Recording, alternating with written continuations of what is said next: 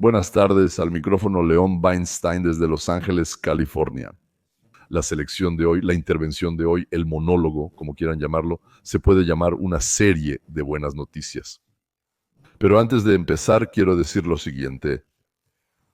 Por ejemplo, cuento que finalmente reunieron los materiales y empezaron a juzgar ahí a una persona.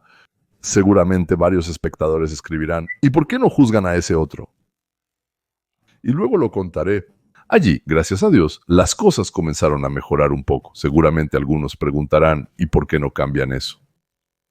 Señores, no se puede vivir así. O sea, claro que se puede vivir, pero solo te estás destruyendo a ti mismo, creo yo.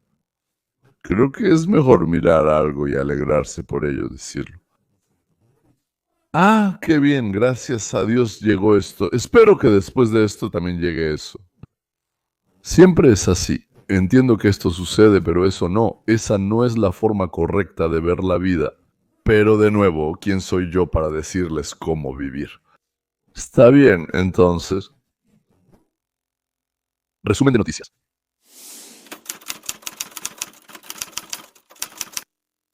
Hoy el programa está lleno de noticias e información positiva. Todos los días desde hace 3 meses no me abandona esa sensación de entusiasmo de que logramos mantenernos al borde del abismo y ahora desde aquí solo queda ir hacia arriba, hacia las estrellas. Hoy hablaremos sobre los castigos por crímenes que fueron cometidos por el régimen de Obama-Biden y sobre si los rusos quieren guerras. En realidad, ellos están en la canción sobre la búsqueda de mentiras y calumnias contra Trump. Recordemos el ataque al helicóptero de Putin cerca de Kursk, sobre cómo y por qué Macron recibió un golpe en la cara.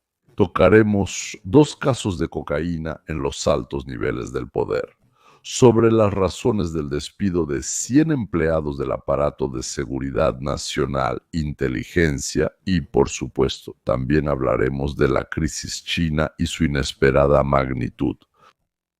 Y al final, señores, habrá, por supuesto, la cereza del pastel, como siempre sucede con nosotros. Y ahora en el Senado se están llevando a cabo audiencias sobre los desfalcos de la Casa Blanca. Biden. Letrero.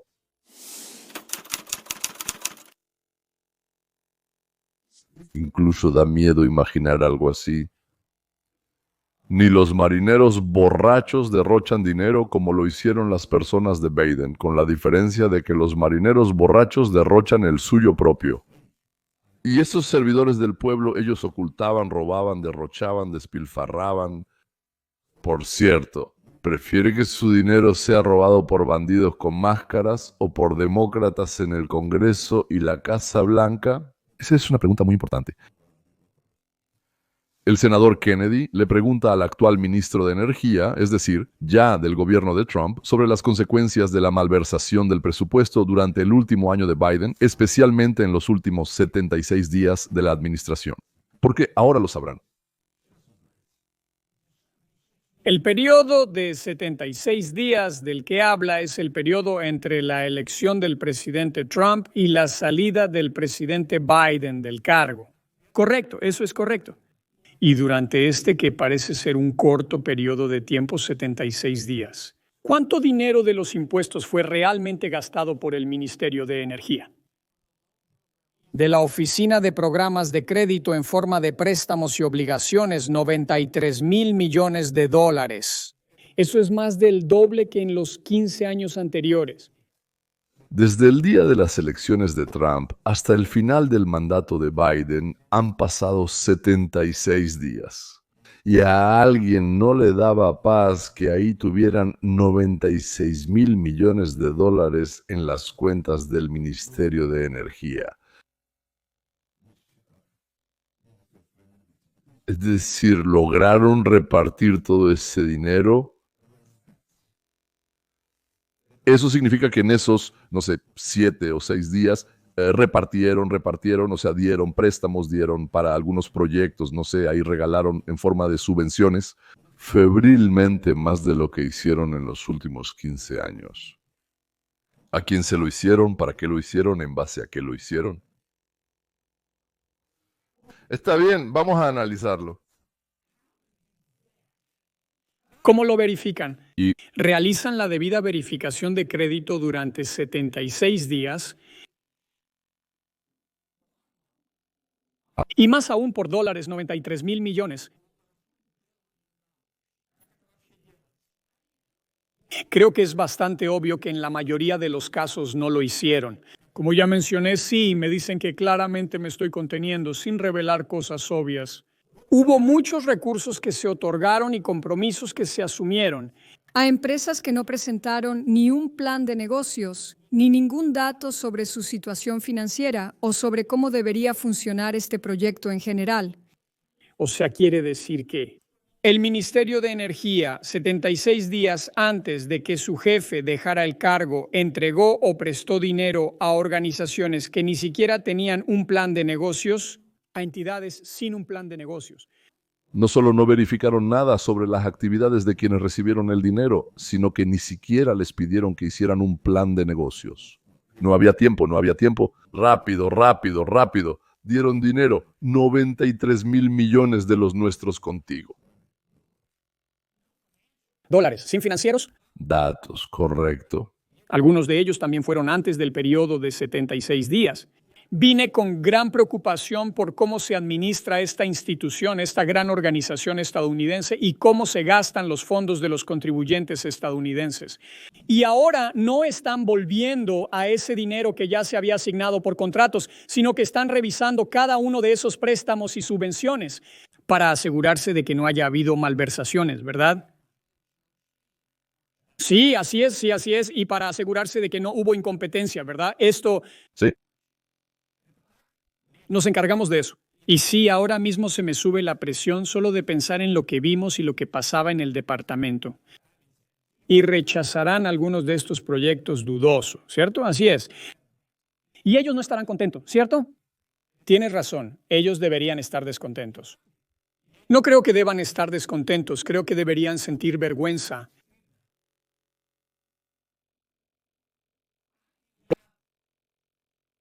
Conmigo rara vez pasa que no puedo encontrar las palabras. Debo decir que al senador Kennedy rara vez le falta algo que decir. Él tiene la habilidad de encontrar qué decir en las situaciones más inesperadas y difíciles. Y realmente no es frecuente que él se quede sin palabras. Pero quiero confirmar que comprendí bien. Las personas que dirigen el Ministerio de Energía en la administración del presidente Biden sacaron 93,000 millones de dólares, no millones, 93,000 millones de dólares en 76 días. Y esto simplemente coincidió con el periodo entre la elección del presidente Trump y la salida del presidente Biden, su jefe. Así es, eso es realmente cierto y es desagradable. En realidad socava la confianza. Bueno, Dios mío, escuchen, espero que se tomen todo el tiempo que sea necesario para revisar todos estos proyectos hasta el último centavo. Y espero que si encuentran fraudes, los rechacen y entreguen a los ladrones al Ministerio de Justicia. Definitivamente así lo haremos. Senador, hay otra dificultad. Entre estos proyectos hay buenas empresas que honestamente hacen un buen trabajo y tienen planes convincentes. ¿Y usted intenta separar el grano de la paja? Sí, eso es exactamente lo que hacemos. Ese es nuestro trabajo y lo estamos cumpliendo. Pero, ¿sabe? Hay mucha paja. Una última pregunta, por favor. Volvamos a la pregunta sobre la cantidad de sus empleados. Hoy se hicieron acusaciones de que usted despidió a decenas de miles de empleados. ¿Esto corresponde a la realidad? Hasta donde entiendo, se trataba de miles. Al final, nuestro personal realmente se reducirá en miles, pero Lo estamos haciendo gradualmente. Ahora tienes 16,000 empleados, ¿verdad? ¿Y crees que puedes manejarte con menos de 16,000? Correcto. ¿Y qué tiene de malo eso? Eso es simplemente lógica empresarial. En el mundo real, los negocios Hacen esto todos los días. Los contribuyentes lo merecen. Esto nunca había pasado en el gobierno federal. Quiero decir, divorciarse de un cónyuge es más fácil que despedir a un empleado federal aquí. porque el mundo no funciona así, ¿verdad? Señor ministro, no, el mundo no debería funcionar así. Y le doy un gran crédito al presidente Trump por tener el valor de decir que si hay algo correcto que debe hacerse, eso es difícil, por favor, háganlo. Los demócratas exigen detener el despido de funcionarios innecesarios. Quiero repetir esto una vez más. Los demócratas exigen detener el despido de funcionarios innecesarios.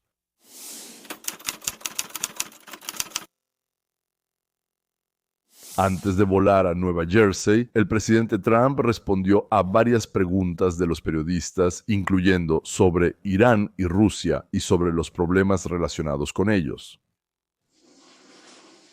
¿Habrá pronto una ronda de negociaciones? Las negociaciones con Irán avanzan muy bien. No puedo predecir el futuro, pero el progreso es notable. Y dijiste que no estabas satisfecha. Me gustaría mucho que esto sucediera, porque quiero que no se lancen bombas y que no muera mucha gente. Me encantaría que esto pasara y creo que hay buenas posibilidades de que sea posible.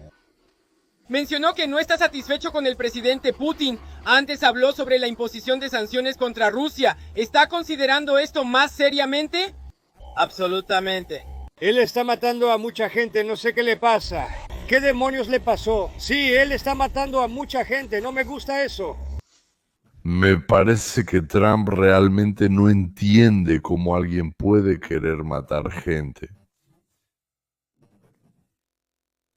¿Quién sabe a dónde nos llevará a darnos cuenta de que Putin es un raro y qué pasa con la canción ¿Quieren los rusos la guerra? No se trata de él.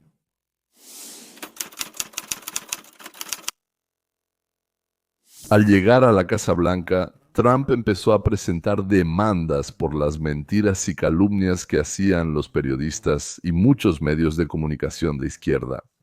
Macron simplemente fue completamente destruido.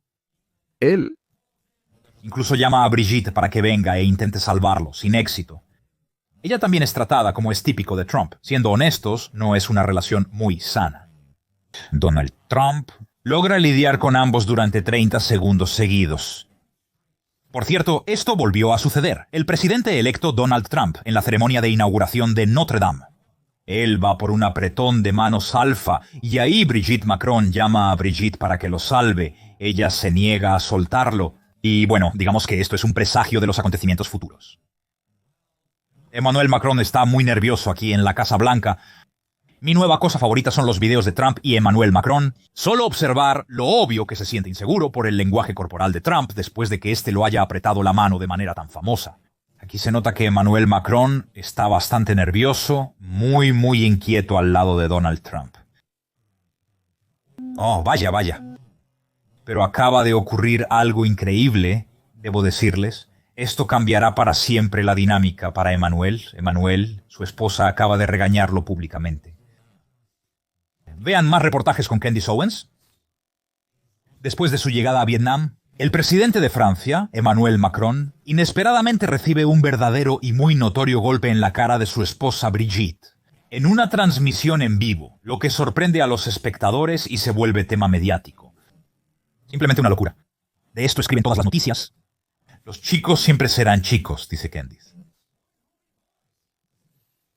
En Francia es tendencia que Brigitte Macron fue captada en cámara golpeando a Emmanuel Macron. Las cámaras de noticias captaron inadvertidamente a una persona que se ha burlado de Emmanuel Macron desde la escuela. ¿Mira este video? Vaya, miren estas imágenes. Eso sí que es impresionante. Aquí hay un par de ángulos diferentes. Dos comprimidos. Hablando de puños, esto parece una dinámica saludable. Miren esto, como en el meme con Arturo, sí, caricatura. Miren este puño cerrado. Puño así. Parece que acabara de darle la mano a Donald Trump. Hasta los nudillos se le blanquearon. Eso sí que está fuerte, amigo. ¿Qué clase de relación tan enferma y retorcida es esa? Ahora vamos a analizar todo esto en detalle. Aquí pueden ver en la palma de la mano 2 manos hacia el rostro. ¿Cómo estar de cara al rostro? Una humillación para Francia. Está claramente avergonzado. Si he aprendido algo cubriendo la política en los últimos años, es que las grietas se convierten en abismos. Si fueron vistos discutiendo públicamente, sugiere que hay mucho más sucediendo bajo la superficie de lo que se ha revelado hasta ahora. Los presentadores de The View en ruso inventan a diario y a cada hora nuevas formas de criticar a Trump. Esa es su principal ocupación. Brigitte Macron. Brigitte es 25 años mayor que Emmanuel Macron. Dios mío, y otra vez esos sollozos. Y luego ahí están saliendo del avión. Parece que Emmanuel Macron, al parecer, iba a besarla. No sé, intentó decir algo claramente, intentó acercarse demasiado a Brigitte. Mira, esto, vamos otra vez, vamos. Ven aquí está. Nos acercaremos mucho, pero no deberías acercarte demasiado a Brigitte. ¿Entiendes de qué hablo? Simplemente la empujé. Y las reacciones son increíbles. Él resopla. Asustados por la demanda de Trump, no están bromeando. La dirección les dijo a los presentadores: bajen el ritmo y reduzcan el odio hacia nuestro presidente o tendremos que cerrarlos. Esto alguna vez fue el programa diurno más popular de América, pero se ahogaron completamente en odio hacia Trump, como si estuvieran en vómito. Los ven en todo el país, solo quedan 2,5 millones de personas. Señores, eso es una gota en el mar para una televisión poderosa que se transmite por todo el país. Además, los que ven son los que odian a Trump de manera enfermiza. Todos los que no estaban enfermos con ese asunto ya se fueron de ahí hace mucho tiempo. Por cierto, esta enfermedad mental de Trump no excluye a todos los blogueros y presentadores progresistas de habla rusa y ucraniana, entre los cuales hay, por un lado, idiotas absolutos y, por otro lado, verdaderos canallas. Pero la mayoría de ellos, de todos modos, son ambos. Son tanto una cosa como la otra. Es una combinación única de una voz animada, risas tontas y completa tontería en la cabeza, mezclada con una sed insaciable, una sed de ganar dinero. Dzuserin Post informó recientemente que un helicóptero con Putin a bordo fue atacado por drones ucranianos. Esto ocurrió durante la visita de su excelencia a Kursk. El comandante de la defensa aérea de la región de Kursk, el general mayor Yuri Dashkin, posiblemente, por cierto, pariente o gemelo de Yuri Rashkin de Milovka, informó que fueron derribados 46 drones ucranianos atacantes. Los drones malvados fueron derrotados por el fuego desde un helicóptero y otros medios. No me sorprendería si muestran a Putin asomándose por la ventana y disparando a los drones uno tras otro con su pistola. Y Ucrania aún no ha confirmado su participación. Si Rusia tiene razón, es decir, si no están mintiendo como se dice, entonces significa que la inteligencia ucraniana tiene información sobre dónde y cuándo debe estar Putin. E incluso durante su visita no anunciada, digamos, una visita como esa no anunciada, no divulgada a Kursk, solo informaron después de que terminó. En respuesta, Rusia, por supuesto, envió 367 drones y misiles a ciudades ucranianas, matando a 12 personas civiles, incluyendo a 3 niños. Los ucranianos atentaron contra lo más valioso y adorado que hay en el imperio, es decir, contra la vida del emperador.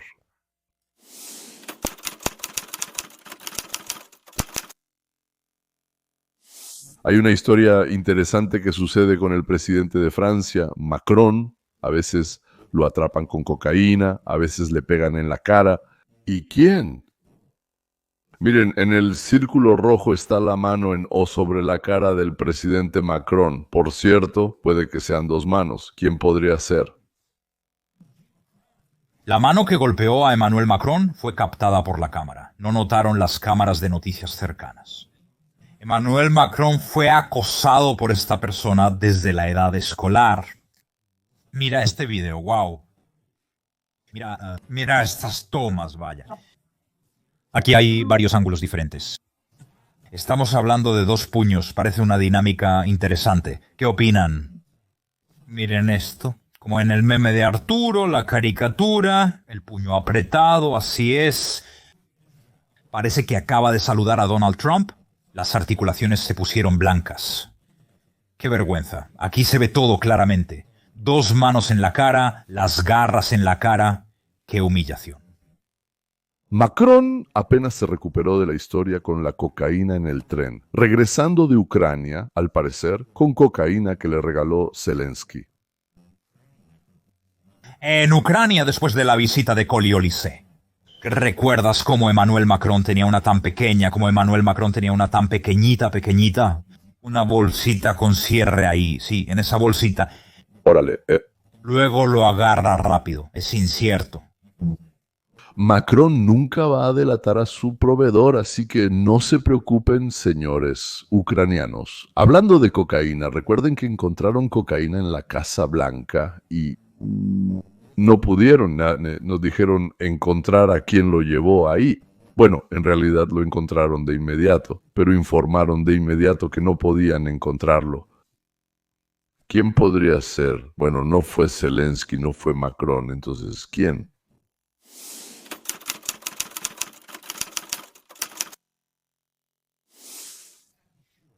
No estamos seguros. Poco después de este fragmento, Hunter Biden desapareció misteriosamente. Y lo que logramos encontrar dentro de la Casa Blanca fueron pequeños paquetitos de cocaína, escondidos no en un solo lugar, sino en varios lugares por toda la Casa Blanca. Literalmente escondieron cocaína en el baño. ¿Quién de los miembros de la familia Biden fue? ¿Tal vez fue ese tipo que tenía cocaína en una funda ilegal para pistola? En cuanto al hijo del presidente, los fiscales federales afirman que se encontraron rastros de cocaína en el estuche de cuero donde Hunter Biden guarda su pistola. Cheryl Casone está investigando esta historia y ahora nos contará más detalles. Cheryl, buenos. Buenos días, juegos de palabras. Les salieron muy bien, Carly y Todd. Entonces, los fiscales federales afirman que en la bolsa de cuero marrón que Hunter Biden usó para guardar su pistola, se encontraron rastros de cocaína. ¿Quién le habría suministrado cocaína a Hunter? ¿O tal vez fue Putin quien la plantó? Ya están acostumbrados a transportar drogas en la valija diplomática. Medio kilo o 1 kilo para regalar a los amigos. Por suerte. Encontraron ácido desoxirribonucleico dentro de las bolsitas con cocaína.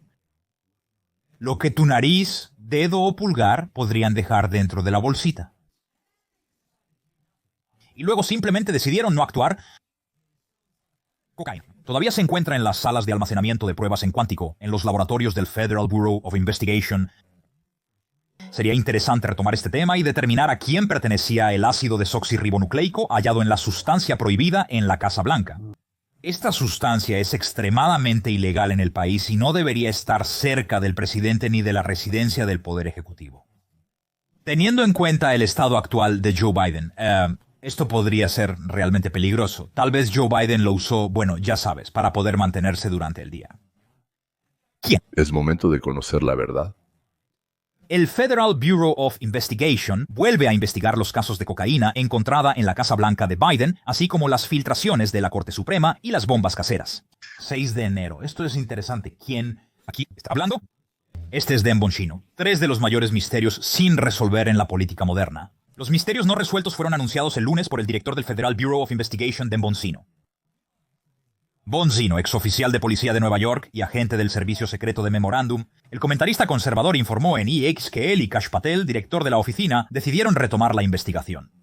Dan Bongino, subdirector del Federal Bureau of Investigation, abrió 3 casos que no fueron investigados a fondo, pero que fueron cerrados apresuradamente por personas de Biden. Por cierto, otro caso es sobre quién colocó las bombas. Ocurrió el mismo día en el Comité Nacional del Partido Demócrata y en el Comité Nacional del Partido Republicano. Por alguna razón, este caso también fue cerrado apresuradamente, aunque parece que incluso había un video de ese hombre que aparecía en ambos lugares. Cocaína en la Casa Blanca. Hunter Biden gastó la asombrosa cantidad de $800,000 en prostitutas, pornografía, membresías en clubes sexuales y retiró $1,600,000 en cajeros automáticos. Ahorita seguro te sorprendiste. Correcto, retiró de los cajeros automáticos $1,600,000 en efectivo. Además, Con las tarjetas de crédito pagó $872,000 por prostitutas, pornografía y membresías en clubes sexuales. Bueno, pues en el caso de Diddy, él no encaja. Parece que los chicos que estaban con Diddy, sí, ellos despreciaban a Hunter. Incluso para ellos él estaba, bueno, por debajo del Intus. Creo que les interesará saber en qué terminó la investigación sobre la conexión del editor de la revista Atlántico con las negociaciones secretas de los líderes de las agencias de seguridad de los Estados Unidos de América. En ese momento, Michael Waltz, asesor del presidente en seguridad nacional, organizó un intercambio de opiniones sobre Oriente Medio y sobre los hutíes. Y alguien de sus asistentes conectó ahí a un izquierdista desesperado, el editor de la revista Atlántico. Y los demócratas hicieron de esto un escándalo enorme.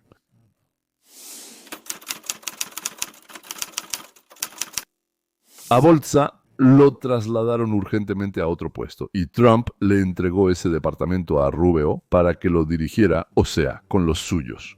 Para esto, para entender la situación, reorganizar todo y luego recomendar a un jefe permanente para el departamento. A Rubio lo visitó la congresista Luna.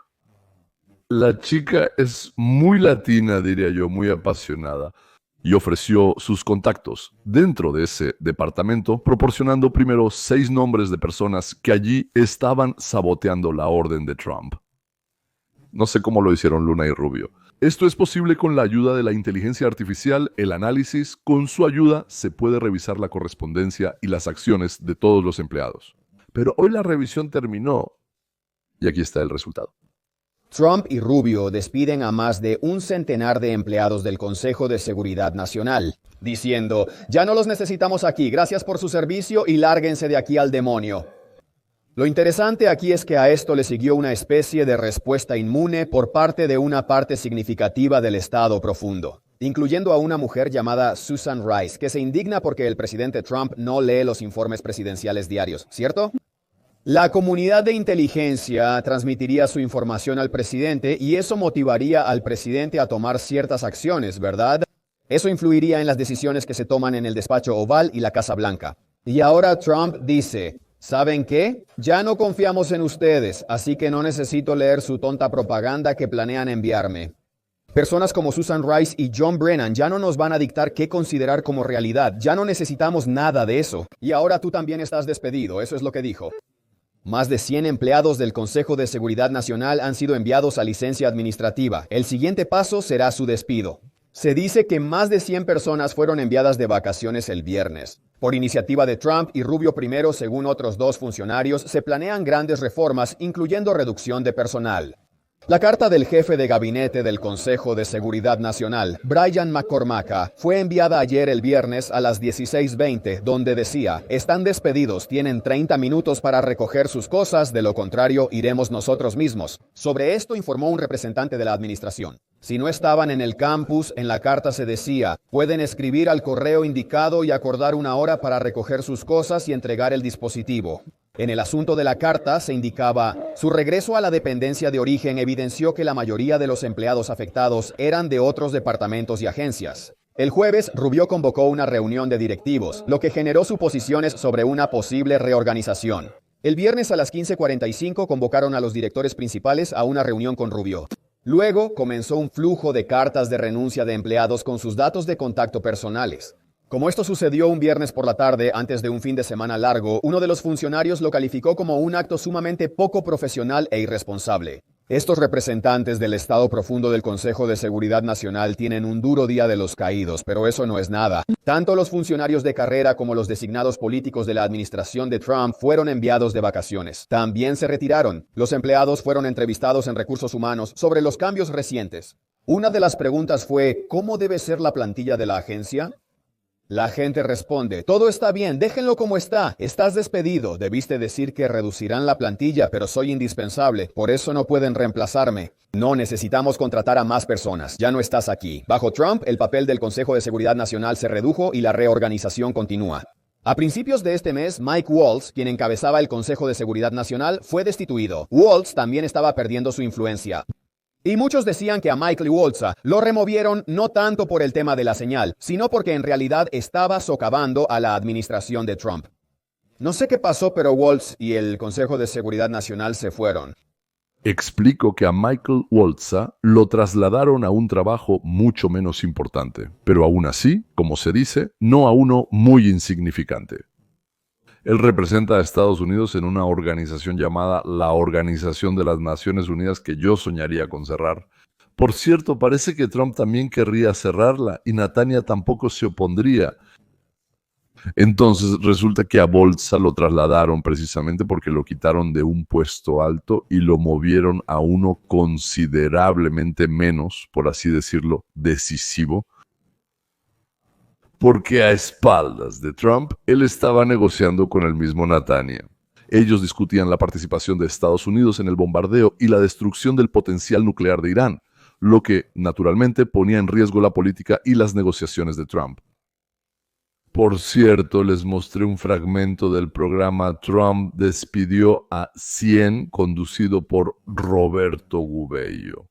Él tiene 500,000 suscriptores, yo lo veo de vez en cuando, tiene un buen sentido del humor y una lógica muy clara, se expresa bien. Y ahora veamos el análisis de Roberto, una entrevista con un exmiembro del Partido Comunista de Estados Unidos, a quien Obama nombró como director de la CIA. Y no me equivoqué. Una conversación, una entrevista con un exmiembro del Partido Comunista de los Estados Unidos de América, a quien Obama nombró como director de la CIA y a quien Trump inmediatamente le retiró el acceso a materiales secretos. Para asegurarse de que no habrá ninguna politización de este análisis y de esta información de inteligencia, según los informes, es evidente que las instrucciones del jefe del aparato de Tulsi Gabbard, Joe Kent, intentaron manipular el análisis para alinear con las políticas de la administración Trump hacia Venezuela. Y precisamente porque estos analistas se resistieron a esa interferencia, ellos ¿los despidieron? Brennan es una persona que ayudó activamente a organizar la carta abierta sobre la laptop de Hunter Biden, diciendo que supuestamente no era de él, que era propaganda rusa. Aunque todos los que firmaron esa carta, eran como 60 jefes y empleados de agencias de inteligencia, sabían que estaban mintiendo. ¿Para qué? Entonces, para poner a Biden, que está mentalmente ido, en la Casa Blanca. Y aquí está la entrevista con Tulsi Gabbard, la directora de Inteligencia Nacional, la actual de Trump, que dice, el que mintió, firmó esa carta. Y también a los que ellos contrataban y entrenaban, por así decirlo, claramente contrataban a personas afines a ellos, probablemente en espíritu. ¿Cómo confiar en ellos? ¿Cómo asegurarnos de que lo que dicen y concluyen es realmente cierto y no otra trampa? Por eso tenemos que reorganizar el sistema. Entonces, ¿qué sistema exactamente? Los servicios de inteligencia, las agencias de seguridad, las organizaciones relacionadas con las relaciones internacionales están llenas de personas para quienes la ideología es más importante que su país, más importante que el juramento que hicieron al asumir su cargo. Entonces, Tulsi Gabbard, quien ahora es la directora de Inteligencia Nacional, le preguntan sobre esto y ella explica, esta vez nos dedicaremos a la verdadera inteligencia. No reuniremos a idiotas para que firmen una carta diciendo que esto es obra de los rusos cuando claramente no lo es. Entonces, o son mentirosos descarados o simplemente tontos, ya que todos los demás sabían que era una computadora portátil real. Los documentos que desclasifiqué. En primer lugar, el plan estratégico de implementación según el cual la administración de Biden identifica a los posibles extremistas violentos internos. En él realmente se habla de personas que probablemente podrían ser extremistas violentos internos o de aquellos que posiblemente podrían recurrir a la violencia debido a ciertas, por así decirlo, ideologías a las que ellos adhieren. Y aquí se observa una línea clara. Esas ideologías que ellos identifican como capaces de llevar a acciones potencialmente violentas o que se manifiestan en actos violentos, en realidad pertenecen a personas que ejercieron su derecho de la primera enmienda para manifestarse en contra de ciertas políticas de la administración de Biden. Y aunque algunos de los ejemplos mencionados ahí se refieren a quienes se opusieron a la vacunación obligatoria o al uso obligatorio de cubrebocas, padres que estaban preocupados de que a sus hijos en la escuela pudieran vacunarlos a la fuerza sin el consentimiento o conocimiento de los padres.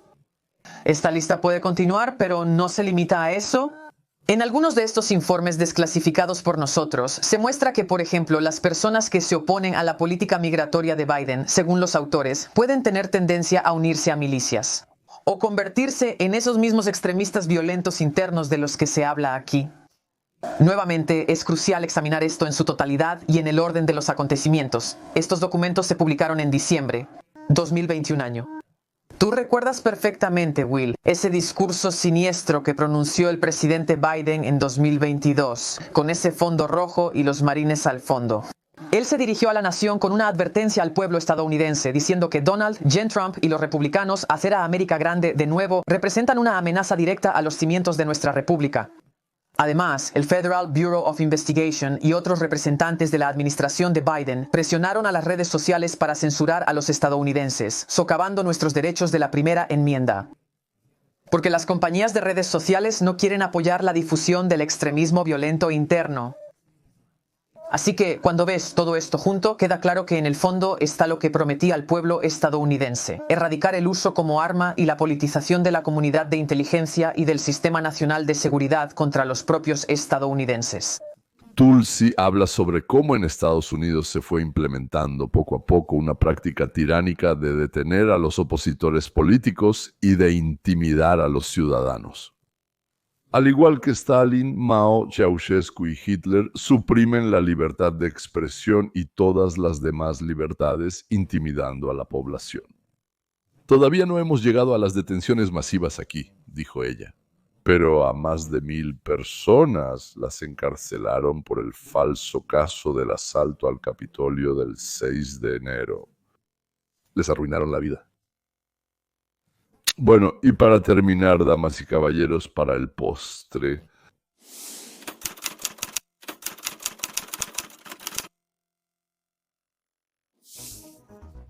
En China, el descontento está en aumento con nuevas protestas en las grandes ciudades. Cientos de personas se congregan exigiendo libertad.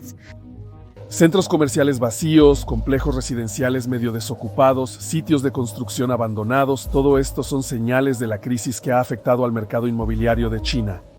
Esto genera una gran preocupación. En esta campaña de endurecimiento de medidas, la principal pregunta es si llevará a la inestabilidad financiera. Si la economía china se tambalea, las consecuencias globales serán enormes. La comunidad internacional posiblemente deba reconsiderar seriamente su relación con Pekín. ¿Y qué significa todo esto para nosotros? China está en una profunda crisis de deuda y la situación para el PSCH realmente se ve muy mal. Los proyectos emblemáticos de China, como sus trenes de alta velocidad, en realidad son fracasos que consumen dinero y arrastran su economía hacia abajo. Para el año 2025, la deuda total de China supera el 300% de lo que el país gana en un año. Eso es como deber 3 veces más de lo que ganas en un año. Una locura, ¿verdad? La élite china está sacando su dinero del país en secreto, anticipando un colapso inminente de la economía. En este video nos sumergiremos en la historia no contada de la deuda china y veremos cómo esto nos afecta a todos nosotros en este momento. Los oligarcas rusos y ucranianos sacaban dinero de sus respectivos países. En otras palabras, no confiaban en la seguridad y estabilidad de guardar su dinero allí, temiendo que se los quitarían si algo sucedía. Y los oligarcas chinos empezaron urgentemente a sacar dinero de China. ¿En China? Se está produciendo una crisis muy grave en el mercado inmobiliario. En el pasado, los bienes raíces eran cruciales para la economía china, representando entre 1/4 y 1/3 de su crecimiento económico, lo cual es significativo dada la magnitud de la economía del país. Las personas se trasladaban en gran número a las urbes y los constructores edificaban apartamentos por doquier para satisfacer la demanda. Las autoridades locales estaban encantadas porque ganaban mucho dinero vendiendo tierras a los desarrolladores, lo que les ayudaba a financiar carreteras y escuelas. La gente veía la compra de una vivienda como una forma segura de proteger sus ahorros, como una cuenta bancaria que crecería con el tiempo. Los desarrolladores pedían préstamos para continuar los proyectos y los bancos les daban crédito con facilidad. ¿Por qué? Porque el mercado inmobiliario parecía imparable. Aparentemente todos ganaban, o eso creían. Pero todos esos préstamos y construcciones crearon el terreno para problemas serios. Cuando los desarrolladores declaran la quiebra, es como un efecto dominó. Los bancos que otorgaron los créditos sufren pérdidas, al igual que los inversionistas que compraron sus bonos. Entre estos inversionistas hay personas comunes que invirtieron sus ahorros en productos inmobiliarios de gestión de capital, creyendo que era seguro. Cuando los desarrolladores no pueden pagar, los ahorros se ven afectados y la gente pierde confianza en el sistema. Los desarrolladores construyeron demasiadas viviendas esperando un crecimiento poblacional continuo, resultando en un gran excedente de oferta. Entre 60 y 80 millones de departamentos vacíos recuerdan que los desarrolladores tomaron miles de millones en préstamos para proyectos innecesarios. 50 millones de departamentos están vacíos. Nadie las compra, nadie se muda ahí. Parte de ellas no están terminadas. No hay dinero, ni la gente para comprar, ni los constructores para continuar, ni el gobierno para subsidiar. No, ¿recuerdan cómo la Unión de Repúblicas Socialistas Soviéticas se enfureció cuando Ronald Reagan anunció la Guerra de las Galaxias? La Unión de Repúblicas Socialistas Soviéticas se vio obligada a destinar todos sus recursos a construir algo similar y gastaron todos sus fondos. Ahora está ocurriendo algo parecido. China entró en pánico después de la nueva declaración del presidente Trump, y esta vez ni siquiera intentan ocultarlo. Tan pronto como Trump anunció la nueva idea de la cúpula dorada para proteger a Estados Unidos y Canadá, China reaccionó con una crítica contundente, declarando que esto viola el equilibrio estratégico global. Exigió a Estados Unidos que abandone esta idea y cualquier despliegue de sistemas defensivos. Es interesante, ¿por qué el Partido Comunista Chino habla así y por qué lo hacen de manera tan ruidosa y pública? Hablemos de esto en el video de hoy. ¿Qué es Golden Dome? ¿Qué es la cúpula dorada? Aquí está la declaración del presidente Trump. Gracias por estar aquí en la oficina oval cuando hacemos una declaración histórica sobre el sistema antimisiles. Defensa de la cúpula dorada. Realmente completaremos la tarea que comenzó el presidente Reagan hace 40 años, poniendo fin para siempre a la amenaza de misiles para la patria estadounidense. Un gran y hermoso proyecto de ley incluirá $25,000 millones para la cúpula dorada. Es una inversión en la seguridad de América y los estadounidenses para una generación. La cúpula dorada es un enfoque audaz y decisivo para proteger lo antes posible a la patria de nuestros enemigos, la cúpula dorada. La cúpula será un legado aún más significativo para el país. El Congreso se une en el proyecto de ley sobre el procedimiento de conciliación presupuestaria. El nombre debía ser un paso adelante en comparación con la cúpula de hierro israelí, pero no solo el nombre se convirtió en un paso. Adelante. Incluso el propio sistema será gigantesco en comparación con la cúpula de hierro. Por el momento, el concepto incluye tanto capacidades terrestres como espaciales que protegerán contra misiles, detectando, destruyéndolos antes del lanzamiento, interceptándolos en la etapa temprana del vuelo y deteniéndolos en la fase media de la trayectoria. Es decir, las nuevas tecnologías podrán detectar los misiles en el momento en que sean apuntados hacia Estados Unidos, cuando aún no hayan despegado, y destruirlos en las etapas más tempranas del vuelo. Porque el mejor momento para interceptar un misil es en el momento de su lanzamiento. Al principio del vuelo, el misil se mueve en una trayectoria muy predecible, no puede maniobrar y no es capaz de desplegar sistemas para engañar a los radares. Es el momento ideal para hacerlo. Los chinos anunciaron de inmediato que tienen un avión que vuela a una altura increíble y dentro de él hay decenas de miles de drones de combate que volarán hacia el enemigo al mismo tiempo. Dicen que ni siquiera su cúpula de hierro podrá detenerlos desde arriba. Señor ministro, en los últimos días ha aparecido un video con un prototipo chino de nave nodriza, desde la cual pueden lanzarse drones. Claro, los chinos hicieron una animación, igual que Putin, cuando mostró el misil que volaba directo a Mar-a-Lago. También conocemos las cifras que muestran cuánto gasta China y cuánto asigna a personal militar en comparación con Estados Unidos. Los televidentes pueden ver algunos de estos datos estadísticos.